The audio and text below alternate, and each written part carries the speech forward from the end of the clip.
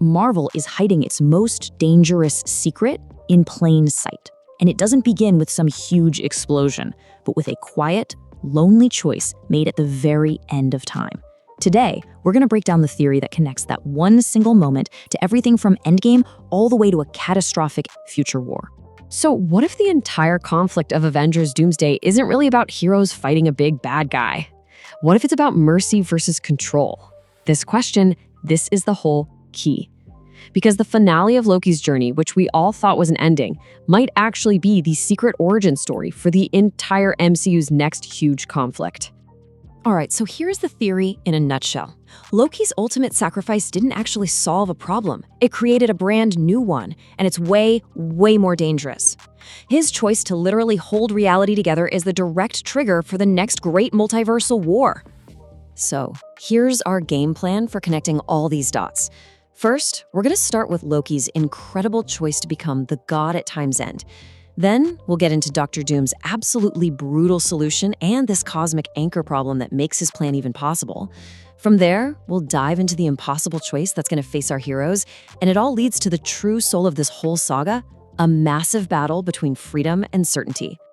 Okay, so to really understand this theory, we have to go all the way back to what might be the single most important moment in the entire multiverse saga so far, the Season 2 finale of Loki.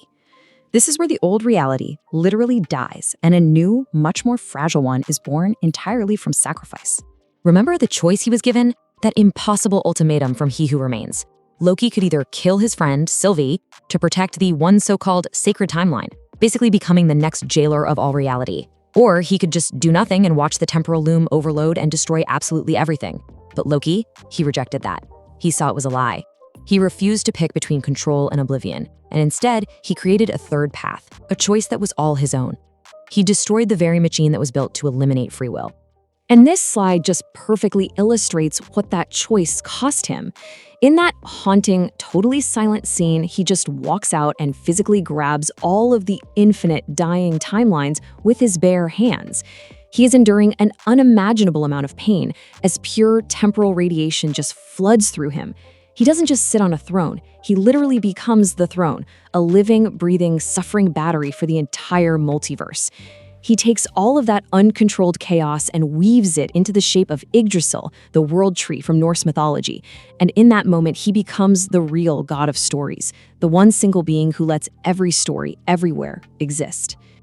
Now, what's really fascinating here is you can see the fundamental difference between these two realities. Under He Who Remains, the multiverse was like a single, tightly controlled rope. If any timeline even thought about straying from the approved path, it was just brutally erased to maintain order. It was safety, but it was safety through tyranny. What Loki creates is the complete opposite. It's this wild, growing tree with infinite branches, all of them totally free to live or die on their own terms. But, and this is the crucial part, this amazing freedom comes at a terrible cost. It's all held together by his constant, unending suffering. And this is the absolute core of our theory. Loki's beautiful, heroic sacrifice to give everyone free will also created the most dangerous and unstable reality you can imagine. He basically replaced a system of brutal, perfect control with nothing, just himself, holding it all together with pure willpower. And as we all know, nature, and especially supervillains, abhor a vacuum. This is where our antagonist steps onto the stage. Because while the Avengers and all of us see freedom, Dr. Doom sees a fatal flaw. He sees a mathematical equation that leads only to one place, extinction. And he has a plan to solve it. So, to most of us, Loki's new multiverse is a huge win. It's freedom, it's hope, it's possibility. But to a mind like Victor Von Doom's, it is something else entirely. See, an infinite number of uncontrolled universes isn't a gift, it is a mathematical guarantee of infinite collisions. To him, it's a doomsday clock that's already ticking down, and his philosophy is terrifyingly simple. Order must be imposed, no matter what the cost. And the scariest part is, Doom's fears are not just paranoia. We've already seen the horrifying result of this chaos in Doctor Strange in the Multiverse of Madness. They're called incursions. That's the fancy term for when two universes drift into each other and one or both of them are just annihilated. We're talking about trillions of lives wiped out in a single instant. Worlds literally dying, screaming. This is the bloody, messy reality of Loki's free multiverse. And it's the very thing that proves Doom's entire point. So while a hero like Thor might look at what his brother did and see a savior who made the ultimate sacrifice, Doom sees something completely different. He doesn't see a god that he should worship. He sees a bug in the code. To a mind like Doom's, a single, emotional, unstable person holding infinite realities together is the most inefficient and dangerous system you could possibly imagine. He sees Loki as one single point of failure that absolutely has to be corrected. And that view leads us to his insane, audacious 4-step plan. Okay, step 1, identify Loki as the single point of failure. Check. Step 2, figure out a way to steal his godlike reality-holding power for himself. Step 3, use that power to trigger a total collapse of every single timeline into one singular point in space-time. And then, from the ashes of all that infinite destruction, step 4, forge his own perfect creation, Battleworld. Now, it's so important to understand what Battleworld really is. It is not salvation. It's a cosmic prison, a patchwork planet made from the stolen leftovers of dying realities, with each piece held in place by his absolute iron will. Doom doesn't want infinite possibilities. He wants one perfect, controlled outcome, with him ruling over all of it as its God Emperor. It's the ultimate expression of order completely crushing freedom. So the big question is, how does Doom possibly pull something like this off? How do you actually collapse infinity? Well, according to this theory, the answer lies in a brand new concept that the MCU has just introduced, a key piece of cosmic mechanics that becomes the linchpin for Doom's entire strategy. This idea, which we're getting from Deadpool and Wolverine, is the anchor being. To put it simply, it's a person whose existence is so important to their timeline that if they die, their entire universe just decays and unravels with them. It's kind of like pulling the main support beam out of a building. The whole thing just comes crashing down. Okay, now take that idea and apply it on the biggest scale you can possibly imagine. Loki isn't just the anchor for one timeline. He is the living anchor for every single timeline. He is the ultimate anchor being. So the question is, if a normal anchor's death unravels a single universe, what happens if the being holding all universes together dies? The whole multiverse, every single branch on his world tree, would unravel instantly. And that catastrophic, universe-ending moment, that isn't a threat to be avoided for Dr. Doom. That's the goal. It is the one single event he needs to happen. He wants to trigger that total collapse, to harness the raw, unimaginable energy released from the death of infinity itself and use it as a cosmic forge to create his battle world. He's not trying to stop the end of everything. He's trying to orchestrate it. And other events happening across the multiverse are just pouring gasoline on the fire. The theory suggests that maybe the collapse of the Fantastic Four's home universe is the catalyst that makes Doom desperate enough to finally act, giving him a really personal reason to do all this. This could lead him to seek out someone like Franklin Richards, who in the comics can literally rewrite reality, which would give him the final tool he needs. And all those heroes from other dying worlds, like the X-Men, they aren't enemies he wants to fight. They're trophies to be saved and preserved in his new world, living proof that his tyrannical order was the only way. So, with Doom's cosmic plan all laid out, the focus shifts. The real battle in Doomsday isn't going to be physical, it's going to be a battle for the souls of the heroes themselves by forcing them into a moral conflict that's specifically designed to fracture them from the inside out. See, Doom is a genius. He doesn't just conquer with an army, he conquers with logic. He is going to present the Avengers with an unwinnable choice. He'll show them the incursions, the dying worlds, the trillions of screaming people. And he will prove, with evidence, that Loki's free multiverse is a failed, chaotic experiment.